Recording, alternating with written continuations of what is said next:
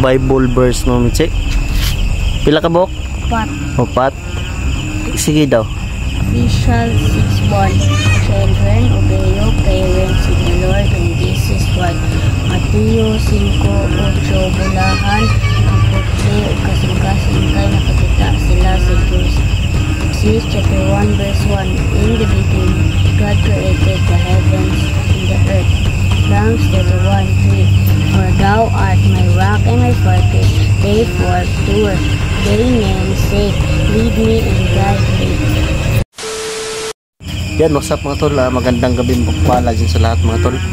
So ngayong gabi mga tol, ngayon lang po tayo naka-update kay Mitsi mga tol kasi sobrang busy. Meron kami ginagawa na tindahan ng ate ko tol.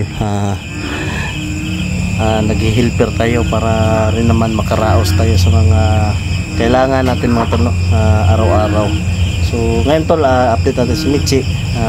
Nagabayan din talaga natin ng mabuti si Mitsi mga tol, no? Siyempre, meron akong ipapaalam sa inyo mga tol. Si Mitsi po ay meron na po siyang ano sa mga Bible verse mga tol, no?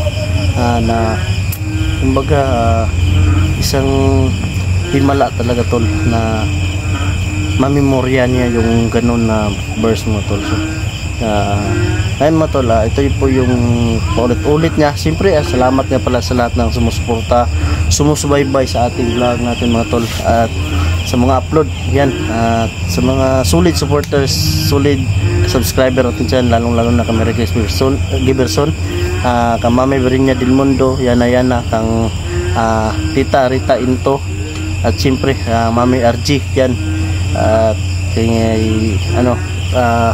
Ching family, Bautista family yan, shout out sa mga tol, at sa mga join members ko dyan, maraming salamat po sa inyo mga tol. Stay put lang po kayo dyan mga tol, no? So siyempre mga tol, ito po si Mitsi tol, naaliw talaga siya sa pag ano ng mga ano niya tol, no? Binigyan natin siya sa kanya na isang rosary o rosaryo mga tol. So kanina mga tol, habang ako ay nagtatrabaho kami dito, siya po ay meron po siyang meron ako narinig sa kanya Bible verse po, no? Pero ano talaga tol, hindi ko maintindihan sa English yung binabasa niya, yung Bible kasi English. So yun, sana po tol, magpatuloy pa yung ano ng bata na tol, ang kabutihan, at siyempre mga tol, sa mga ano niya, gugustuhin niya. So suportahan po natin yung susuportahan ko po yung ano niya mga tol, no? Gusto niya na anong gagawin niya dito, hindi ko po siya pinipigilan mga tol kasi malaya po siya na maging tao na mga tol. Kaya kanina mga tol ay habang kami nagtatrabaho, siya ay may binabanggit na verse. So ito po ipapaalam ko sa inyo mga tol, i-update ko lang mga tol. So pasensya na kayo, ngayon lang tayo naka-upload, maka-update, kagaya nga ng sobrang busy. Yan mga tol, meron din siyang isasalita o ihiwatig na dahil ay yung ama, yung mga kahinaan ng ama siguro niya mga tol, meron siyang si mga tol. So ating natin si Mitsi mga tol. Ano yung natutunan mo na Bible verse mo, Mitsi? Pila ka buok? 4. Upat. Sige daw, para madungog po nila ba sa itong mga nagtanaw diri, sumusuporta sa nagpakasubaybay sa iyo. Anong Bible verse yon? Ephesians 6:1. Children, obey your parents in the Lord, and this is what. Mateo 5:8. Bulahan ang putli o kasing-kasing kay nakakita sila sa Diyos. Genesis chapter 1 verse 1. In the beginning, God created the heavens and the earth. Psalms 31:3. For thou art my rock and my fortress, therefore pure, thy name's sake, lead me and guide me. Mo ni kaduha, ay katulo. Muna to ikaupat ko. Upat na to. Yan mga tol, narinig nyo naman mga tol. Yung ano niya, puro English. So madaling natuto si Michi mga tol, no? Mga babasahin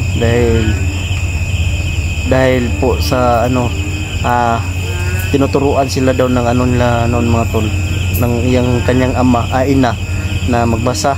Tama ba Michi? Tinuturuan kayo ng nanay mo na magbasa? So saklap lang mga tol, ay hindi niya nakita niyang kanyang ina. Hindi mo ba alam Michi kung saan pumunta yung mama mo? Nihawa siya sa balay ko. Nihawa lagkalit. So yun mga tol, hindi niya alam tol, bigla na raw umalis sa kanilang bahay. Tinitirhan nila siguro, hindi na niya na yung kasamaan ng kanyang ama ni Michi mga tol, kaya siguro umalis. Siguro iniwan sila Michi na hindi nagpapaalam. Kaya sana makita natin yung kanyang ina mga tol. Yung mga tol, no? Kawawa namang bata to mga tol. Yan, no? Kul na may tikda na ko kul sa akong luksong dugo kul. Hapit na mabuhi na akong papa kul. Hapit na mabuhi ang papa? So, nabuhi na? Hapit na mabuhi. Hapit na mabuhi. So mga tol, malapit na rin mabuhay kanyang ama mga tol, no? Dahil po sa kanyang luksong dugo mga tol, nararamdaman niya mga tol. Ganon siguro tayo mga tol, no? Mga tol, mga luksong dugo ba nararamdaman natin? Kul 4 days kul mabuhi na ko papa kul. 4 days? Yung mga tol, Andam na takul. Kaya masugod na sila kul para kuwaon ko kul. so mga tol, 4 na araw daw ito mga tol, mabubuhay ang kanyang ama. Kailangan daw kami maghanda, baka kunin po daw siya mga tol. So palagay ko mga tol, hindi sila makapasok nito, o lang yung gagamitin nila na mga abilidad nila mga tol. Dahil po meron tayong panangga na hindi tayo mapasok ng mga ganyang bagay mga tol.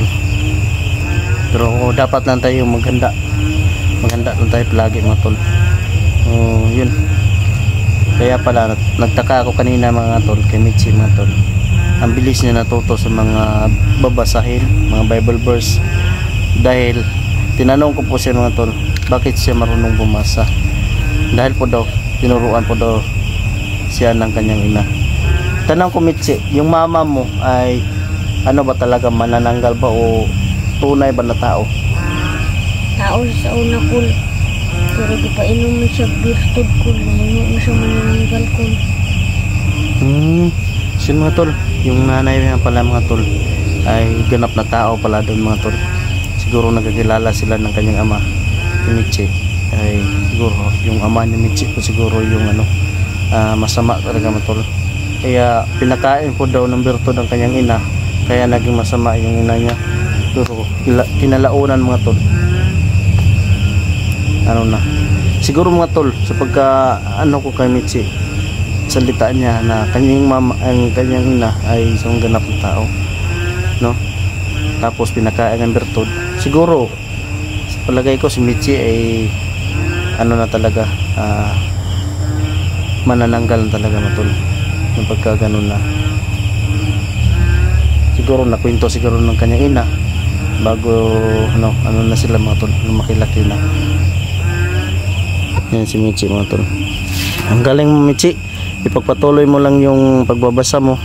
Malay mo sa susunod na pag-aaral ay makapag-aaral ka na, no? Ayan mga tol. Kul na matikdan ako kul. Nawala na kay explore kul.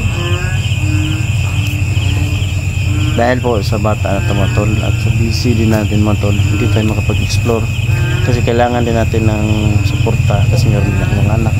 Kaya kailangan natin ng kunting pagkain ng mga tol para talaga mabubuhay tayo mga tol. Kaya magsipag lang tayo mga tol, wala naman tayo mawawala kung magsipag.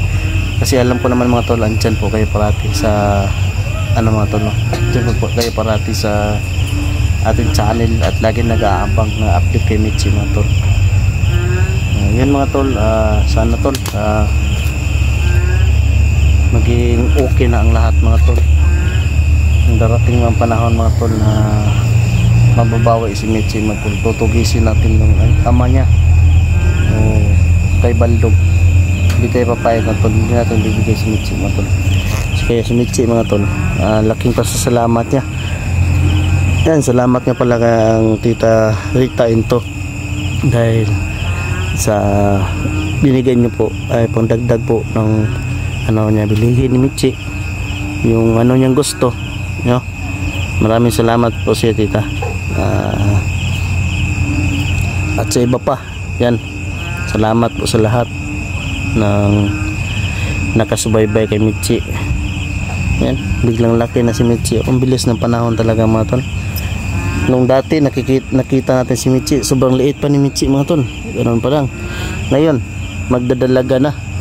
Ang bilis talaga magdalagan yung mga babae, no? Pero yung lalaki kapag maliit talaga is maliit talaga mga tol. Kaya yan, be happy lang tayo lagi parati mga tol. Stress out tayo mga tol para hindi tayo parating kasimangot na, kumbaga happy tayo parati para hindi tayo madaling tumanda. So yun siguro lang mga tol, no? At least may napaabot tayo o na mensahe sa inyo, mga natutunan ni Mitchie. So, abangan nyo lang po yung pagbabalik natin sa pag-explore mga tol, dahil siguro pag natapos ito ng ginawa ng tindahan ng ate ko mga tol, mga tol, babalik tayo sa exploration mga tol. So yan lang po siguro mga tol, at God bless po sa lahat mga tol na nakasubaybay. So magpaalam ka na Mitchie. Bye, tara na mga tol.